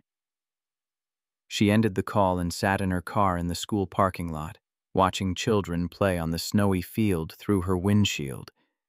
This was her world, Simple, direct, uncomplicated by money or status. She could have this life, or she could have Marcus, but increasingly, it felt impossible to have both. Her phone buzzed with a text from Claire. Heard about the school. You okay? No. Want me to come over? Not yet. Need to think. But thinking just led her in circles. She loved Marcus. That part was certain. She loved Lily, loved the family they were building together. But she also loved her independence, her privacy, the life she'd built through 2 years of brutal work. Loving Marcus meant surrendering pieces of herself she didn't know if she could afford to lose. That evening, she stayed at her apartment instead of going to Marcus's penthouse.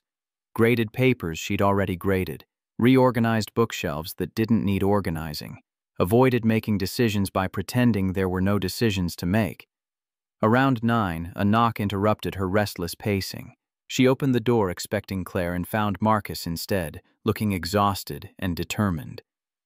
Before you say anything, just listen. Please. Sarah stepped back, letting him into the cramped space that had become their neutral ground. I talked to the school board. Made a donation that's not connected to you in any way. It's going to arts programs across the district, distributed evenly, completely anonymous. I've hired a PR firm that specializes in privacy protection. They'll monitor media coverage and shut down invasive reporting before it escalates. And I talked to my board about stepping back from public-facing roles, hiring a president to run day-to-day operations so I can focus on strategy and spend less time at events that generate attention. Sarah stared at him. You're restructuring your entire life because reporters showed up at my school? I'm restructuring my life because the life I was living was making me miserable anyway. You just gave me the courage to admit it. Marcus moved closer, careful not to crowd her. But here's what I need you to understand. I can't make the attention disappear completely. I can minimize it, manage it, create boundaries. But there will always be some level of public interest. That's the reality of what I have. And if I can't live with that reality, then I need to know now, before we go any further, before Lily gets more attached than she already is. His voice cracked slightly. Before I get more attached than I already am. The honesty of it, the raw vulnerability, cut through Sarah's defenses. Marcus wasn't promising to fix everything. He was offering to try, which was all anyone could really promise. I don't want to lose you. The admission came out quieter than she intended. But I'm scared of losing myself instead. Then tell me what you need. What boundaries would make this bearable? Sarah thought about it, really thought about what she needed versus what she'd been assuming was impossible. I need you to ask before you fix things, even when you think you know what I want, even when waiting feels impossible. Okay. I need separate finances. I'm not moving into your penthouse and living off your wealth. We split costs proportionally if we have to, but I maintain my own life. Makes sense. And if we break up, everything stays separate. This isn't conditional on our relationship. Marcus nodded slowly, understanding the weight of that condition. Agreed. What else? If you break these rules, if you make major decisions that affect me without asking first, we're done. Immediately. No second chances. The ultimatum hung between them, sharp and unmistakable. Marcus absorbed it without flinching. I understand. And I agree to your terms. All of them. They stood in her small living room, having just negotiated the terms of their relationship like a business contract, and somehow it felt more honest than any romance Sarah had experienced. This was partnership, not grand gestures or fairy tale promises, but practical agreement about how to navigate fundamental incompatibilities. Okay, we try again. With these rules. Marcus exhaled relief. Thank you for giving me another chance. Thank you for being willing to change. He left shortly after, giving her space to process, and Sarah sat alone feeling like she'd just made either the best or worst decision of her life. Possibly both simultaneously. March arrived with early spring warmth that melted Portland's snow into slush. Sarah's lease came up for renewal, requiring her to decide whether to commit to another year in her cramped apartment or make a change. The decision felt loaded with implications she wasn't sure she was ready for. Marcus brought it up carefully one evening while they were making dinner together at his place, Lily occupied with homework at the kitchen island. "Have you thought about what you're doing with your apartment?" "Renewing, probably. It's not great, but it's cheap." "What if you didn't renew?" Sarah paused in chopping vegetables. "What are you suggesting?" "I'm suggesting you move in here, with me and Lily, properly, not just staying over sometimes." Marcus kept his tone neutral, not pushing. "You'd pay rent if you want to, market rate for a room in this neighborhood. And there's an office you could use for grading and lesson planning, your own space." "That office is bigger than my entire current apartment." "Is that a no?" Sarah looked around the kitchen. Gleaming appliances, granite counters, space to actually move without bumping into furniture. Then she looked at Lily, bent over math homework with her tongue sticking out in concentration. At Marcus, waiting patiently for an answer he clearly wanted but wouldn't pressure her into. "I need to think about it." Of course, no pressure. But it was pressure, even unintentional. Moving in meant surrendering her independent space, the proof that she could survive on her own. It meant entangling their lives in ways that would make leaving harder if things fell apart.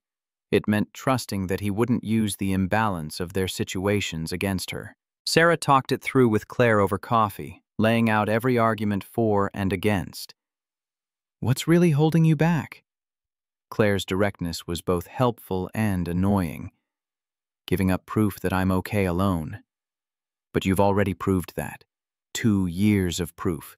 You paid down debt, rebuilt your life, created stability from nothing. Moving in with Marcus doesn't erase any of that." "Doesn't it? Everyone will say I gave up and let him rescue me." Who cares what everyone says? This isn't about everyone. It's about whether you want to build a life with him or keep protecting yourself from possibilities. Sarah sat with that for a long moment, watching steam rise from her cup. "When did you get so wise?" "I've always been wise. You're just finally listening." 3 days later, Sarah gave Marcus her answer along with her conditions. $1,500 monthly rent, market rate she'd researched carefully. Full veto power over the office setup. And they told Lily together, making sure she understood this was a family decision, not something being imposed. Lily's response was characteristically direct. "Does this mean you'll be here for breakfast every day?" "Every day." "And help with homework every night?" "When you need it." "Okay then, you can move in." Sarah laughed despite the weight of the decision. "Thank you for your approval." The move happened gradually over 4 weeks. Sarah packed up her life in cardboard boxes, sorted through possessions accumulated over years of making do with little. Some things she donated, the furniture too worn to justify keeping. Some she sold. But most she brought with her, integrating her life into Marcus's space in a way that felt like collaboration rather than absorption. The office became hers, bookshelves filled with teaching materials and novels, a desk positioned to catch morning light, photos of her students on the walls. Her space within his space, proof that she existed independently, even while choosing to exist together. April arrived with cherry blossoms transforming Portland into something almost unbearably beautiful. Sarah had settled into the rhythm of living with Marcus and Lily, discovering that cohabitation brought its own negotiations. Bathroom schedules and grocery preferences and the way Marcus was pathologically unable to close cabinets after opening them. Small incompatibilities that felt manageable because the fundamental compatibility ran deeper. One evening, sorting mail at the kitchen counter, Sarah opened an envelope from the district attorney's office. Inside, a check for $52,000, Restitution from Ethan Wade's plea deal. The debt that had defined 2 years of her life, plus interest and damages, returned in a single payment. She stared at the check, feeling nothing at first, then everything at once. Relief and vindication and rage at the time she couldn't reclaim. 2 years of her life spent paying for someone else's crimes, and this check couldn't give those years back. Marcus found her crying at the counter, the check still clutched in her hand. What happened? Restitution came through. It's over. The debt is actually over. He pulled her close, letting her cry against his shoulder, not trying to fix it or minimize it, just bearing witness to the complicated grief of closure. When she finally pulled back, Marcus asked carefully, "What are you going to do with it?" "Pay you back. All of it. That was our agreement. Our agreement was that you'd pay me back. We never specified a timeline." Sarah wiped her eyes. "I want to pay you back now. Close that chapter completely." "Okay. But can I tell you something first about what I did with your payments?" "What do you mean?" Marcus looked almost embarrassed. "Every month when you paid me $500, I deposited it into a college fund for Lily. You needed to make payments. I understood that, but I didn't need the money, so I've been saving it for her." The information rewired something in Sarah's understanding. "You've been putting it toward Lily's education this whole time?" "Yes. So if you pay me back the full amount, it becomes, what, $65,000 with what you've already paid? That's most of a college education. You'd be giving that to her." Sarah processed this new dimension. She could keep the restitution money, start building savings she'd never had. Or she could honor their agreement and simultaneously invest in Lily's future. The decision felt less like sacrifice and more like choosing what kind of person she wanted to be. "What if we compromise? I pay you back $40,000. With what I've already paid, that's enough for a solid college fund. I keep $12,000 for emergency savings. First real financial cushion I've had since before Ethan." "That seems reasonable." "And I keep making monthly payments. $500 a month until the full $47,000 is paid. Not because you need it, but because it matters to me. Because it's about partnership. About both of us contributing to Lily's future." Marcus pulled her close again. "When did you get so good at negotiating?" "Around the time I stopped being afraid of needing people." The money transferred, the college fund established, and Sarah finally allowed herself to believe that maybe she'd actually escaped the debt that had defined her adult life. The relief was profound enough to make her dizzy. May arrived with unexpected warmth and an invitation that made Sarah's stomach knot. "Victoria Hayes is throwing a birthday party for Sophie. She specifically requested that you come." Marcus handed her the embossed invitation, expensive cardstock that probably cost more than Sarah spent on groceries weekly. "It's at their estate, fairly casual by their standards, which means business casual by normal standards. Why would Victoria specifically want me there? I think she has a proposition. She mentioned something about an educational nonprofit she's starting. Wanted to talk to you about directing it." The prospect of facing more wealthy parents, more judgment, more feeling like she didn't belong made Sarah want to refuse. But Victoria had been kind when they'd met at various events, treating Sarah like a professional rather than a curiosity. And if there was a real job opportunity, something that would let her expand her impact beyond a single classroom, maybe it was worth the discomfort.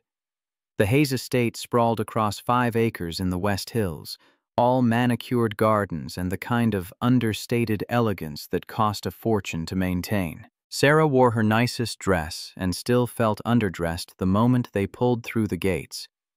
Lily spotted Sophie immediately and ran off with her toward a maze in the garden, leaving Sarah and Marcus to navigate the adults. Victoria greeted them warmly, pulling Sarah aside almost immediately. "I'm so glad you came. I've been wanting to talk to you about something important." They walked through gardens that probably required a full-time staff. Victoria got straight to the point. Sophie's transformation has been remarkable. Her confidence, her engagement with learning, you did that. And it made me think about how many other gifted kids from low-income families could benefit from that kind of individualized attention. There are thousands of them. The system just isn't set up to serve their needs. Exactly. So I'm starting a foundation. Private tutoring for gifted students whose families can't afford it. I want you to direct it. Build the program, hire tutors, develop curriculum, make it actually work instead of just being another charitable tax write-off. Sarah's mind raced through possibilities, the impact she could have, the students she could reach, but also the complications of taking money from Marcus's world, of being beholden to people like Victoria who moved in the same circles as Catherine Stone. What's the budget? Whatever you need to do it right. Within reason, but I'm willing to invest significantly if you can show results. I'd need autonomy, real autonomy, not just theoretical control while donors dictate choices. Victoria smiled. That's exactly why I want you. Someone willing to fight for what these kids need instead of just accepting limitations. We'll put the autonomy clause in your contract. You run the program. I write checks and stay out of your way. The opportunity was too good to dismiss out of pride. This was what she'd gotten into teaching for, making real differences for students who fell through systemic cracks. If it came packaged with complications, well, everything worthwhile did. I'm interested. Let's schedule a meeting to discuss details. Perfect. How about Tuesday? Back at the party, Marcus found her staring at the garden maze where Lily and Sophie had disappeared. Victoria offered me a job. She mentioned she might. What did you say? That I'm interested. That we'll talk details. Sarah looked up at him. This could be really good. Important work that matters. But it's also your world. Money from people you know. Working in circles where your mother exists. I need to know you're okay with that. Sarah, this is your career, your decision. I'm okay with whatever you choose because it's your choice to make. The answer was exactly right, which made Sarah love him more and worry less about losing herself in his shadow. 2 weeks later, Sarah sat across from Victoria at a downtown coffee shop, not a boardroom, which she appreciated, and negotiated a contract that gave her genuine authority over the Foundation's educational programs. The salary was more than she'd made teaching, enough that she could actually save money instead of just surviving month to month. She gave her notice at the elementary school with mixed emotions. Her students had been her anchor through the hardest years. Leaving them felt like abandoning something precious. But her principal understood. You're going to impact hundreds of students instead of 23.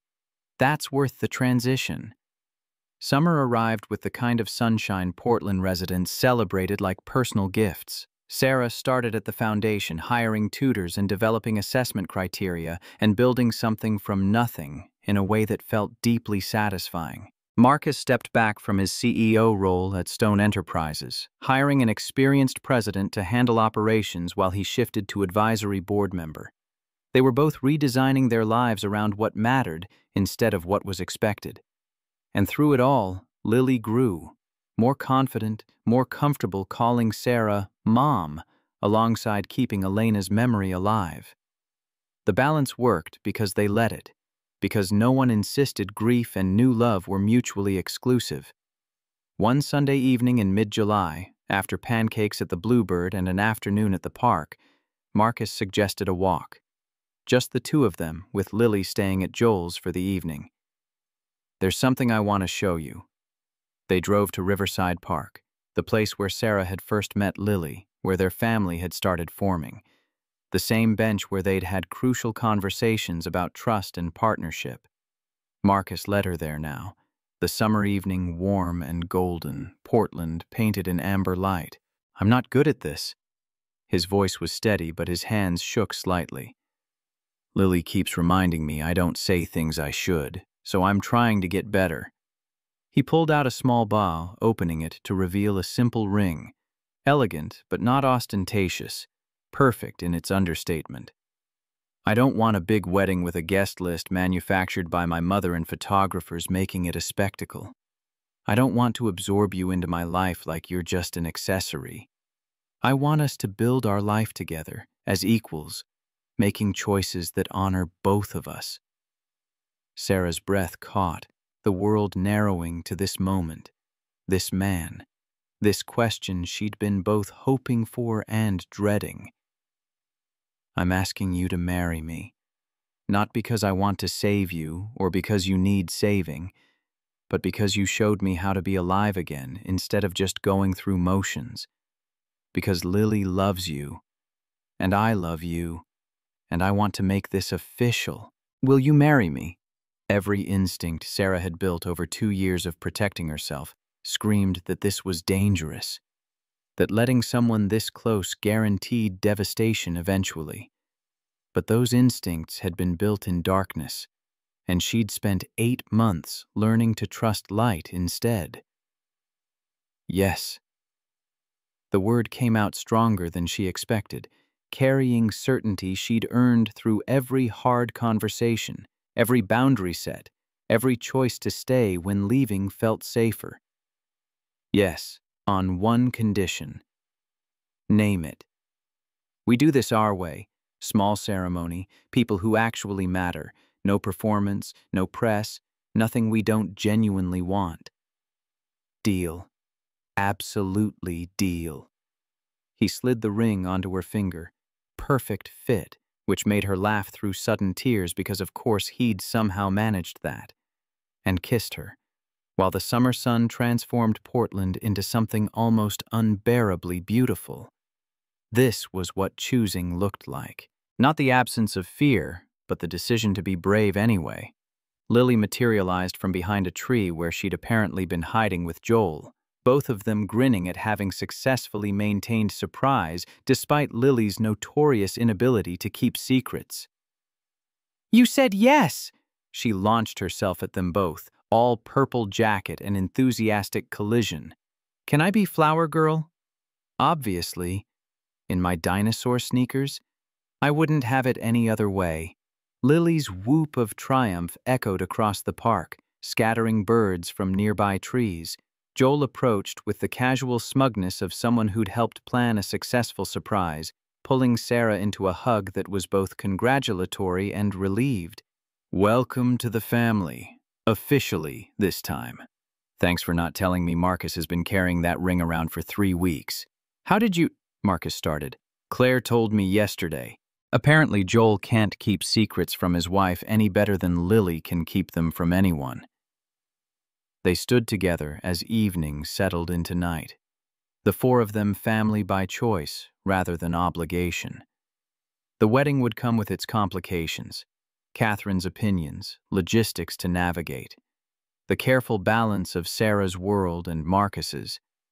But standing on that bench watching stars emerge over Portland, Sarah believed for the first time that maybe love didn't have to be easy to be worth it. Maybe the best things required work and compromise, and the daily choice to stay even when leaving felt safer. Marcus's hand found hers, solid and warm, and Sarah squeezed back. They'd figure it out. One day at a time. One choice at a time. Building something real from honesty and stubbornness and refusing to let fear win. September arrived with the kind of crystalline weather that made Portland residents forget the 9 months of gray that bookended summer. They married on a Saturday afternoon at Riverside Park, the ceremony simple in a way that felt revolutionary given Marcus's world of excess. 40 people gathered under an arch woven with late summer flowers. Joel and Claire, students Sarah had taught, colleagues from the Hayes Foundation, a few of Marcus's actual friends rather than business associates. Catherine came, sitting in the front row with an expression that had softened considerably since Christmas. She'd called Sarah 2 weeks before the wedding, voice carefully neutral, to say she'd misjudged the situation and would Sarah be willing to meet for coffee. That conversation had been awkward and stilted and surprisingly honest, ending with Catherine's admission that watching Marcus come alive again over the past year had forced her to reconsider her assumptions about what her son needed. "I still think this will be harder than a traditional match," Catherine had said, not unkindly. "But I've watched you two work through difficulty instead of running from it. That counts for something." Now, watching Sarah walk down the makeshift aisle with Claire, Catherine's expression held something that might have been approval. Progress, however gradual, was still progress. Lily took her role as flower girl with the seriousness of someone handling nuclear codes, walking slowly and deliberately in her purple dress and dinosaur sneakers, scattering petals with careful precision. She'd insisted on a rehearsal, which had devolved into giggles when she'd tried to teach Sarah how to walk properly down an aisle. Marcus waited at the simple altar, looking like he might cry, which he did the moment Sarah reached him. She wasn't far behind, tears blurring her vision as they joined hands. The officiant kept it brief. They'd written their own vows, promises about honesty and partnership and choosing each other through difficulty.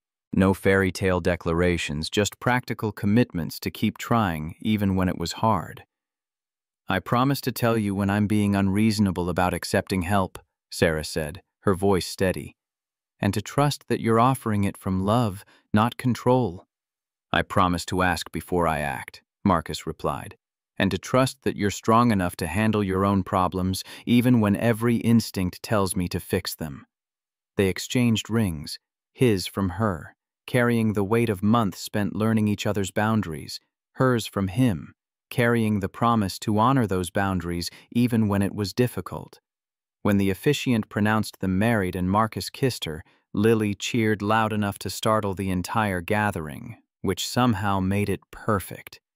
The reception happened in the same garden, food trucks Sarah had insisted on parked along the path, string lights transforming the space as evening arrived. Marcus pulled her onto the makeshift dance floor for their first dance as spouses, and Sarah felt peace settle into her bones in a way she'd spent 2 years believing was impossible. "We did it," she murmured against his shoulder.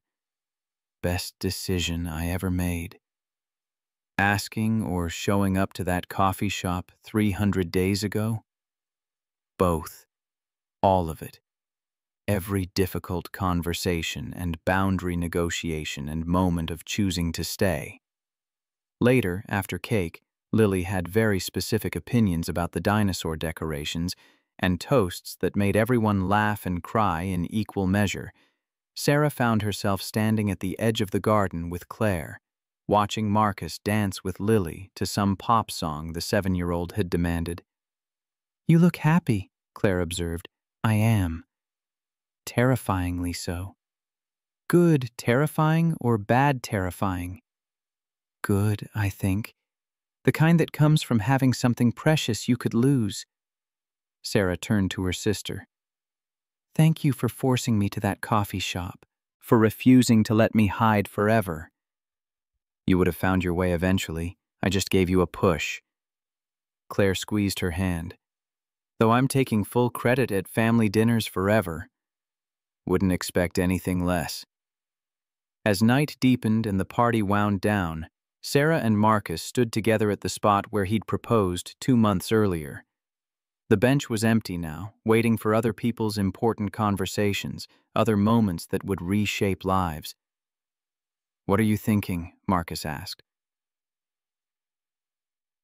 "That 2 years ago I was convinced safety meant being alone. That trust was impossible after betrayal. That opening myself up again would only lead to more devastation. And now? Now I know that safety isn't the absence of risk. It's having someone you trust enough to be vulnerable with who trusts you the same way." She leaned against him, feeling the solid warmth of his presence. "We're not perfect. We still fight about your tendency to overhelp and my tendency to refuse help I actually need. But we talk about it. We adjust. We keep choosing each other." "That's all love really is," Marcus said quietly. the daily choice to stay and work and honor the person you've chosen. They stayed until the caterers began cleaning up, until Joel and Claire herded them toward Marcus's car with instructions to actually leave and start their honeymoon. They'd planned nothing elaborate. A week at the Oregon coast, quiet and private. Time to simply be together without the weight of work or obligations. Driving through Portland's night streets, Sarah's hand found Marcus's on the gear shift. He glanced over, smiling in a way that still made her stomach flip after 10 months. "Ready to go home, Mrs. Stone?" The name felt strange and right simultaneously, like a coat she was still breaking in. "Ready, Mr. Stone." 1 year later, on a December afternoon, exactly 2 years after their first coffee shop meeting, Sarah stood at her foundation office window watching snow fall over Portland. The Hayes Foundation had expanded beyond anything she'd imagined. 200 students served, 15 tutors hired, assessment protocols being adopted by programs in 3 other cities. The work was challenging and fulfilling in ways teaching a single classroom had never quite achieved, though she missed her former students with the particular ache reserved for paths not taken. Her phone buzzed with a text from Marcus. "Coming home for dinner? Leaving now. Lily made dessert. It's extremely creative and possibly inedible. Fair warning." Sarah smiled, gathering her things. Home. Funny how that word had expanded to include a glass tower that once represented everything she'd feared about losing herself in someone else's world. Now, it just meant the place where her family was, where she'd chosen to build her life. She drove through snowy streets thinking about the woman she'd been 2 years ago. Closed off. Afraid. Convinced that surviving alone was the same as being strong. That woman wouldn't recognize her now, wouldn't understand how she'd let someone past the walls she'd built so carefully. But both versions were real. Both were valid.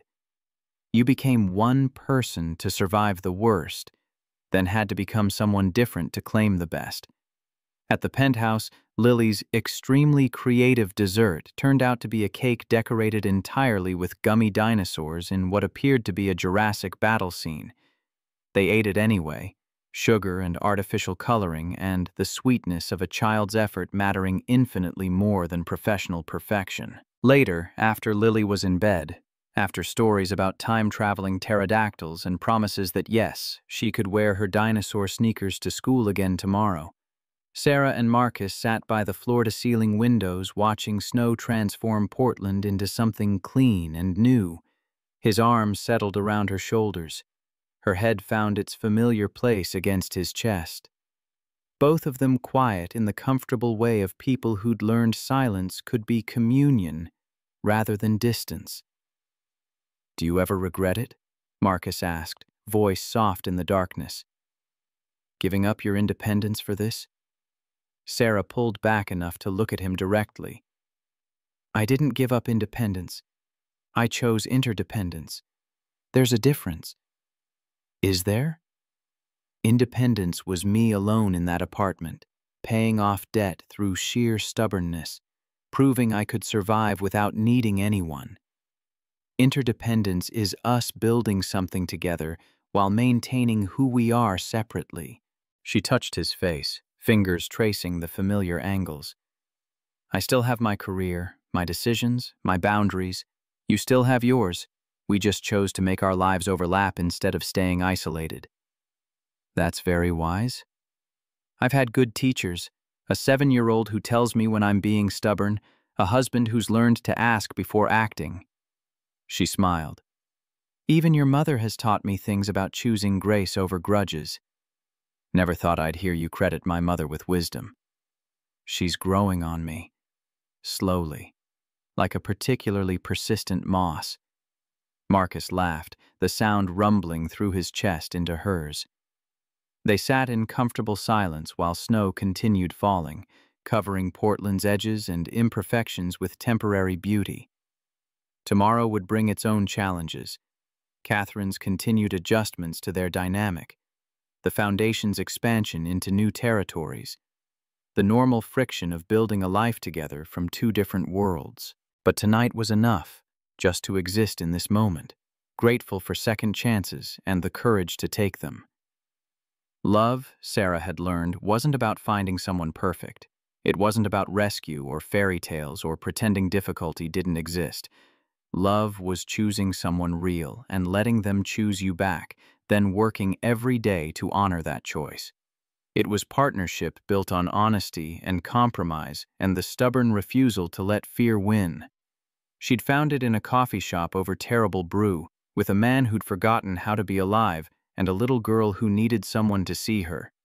Together they'd built something that mattered, not despite their differences, but because of them. Because choosing to stay through difficulty created deeper foundation than any easy path could provide. The snow fell heavier now, covering Portland in white. Inside the glass tower, warmth glowed against winter darkness. Home. Family. The life she'd been too afraid to want until someone patient enough showed her it was worth the risk. Marcus's hand found hers, familiar after thousands of touches. Sarah squeezed back, that simple gesture carrying everything they'd learned about trust and vulnerability and the courage to keep choosing. I'm here. You're here. We're choosing this. It was enough. It was everything.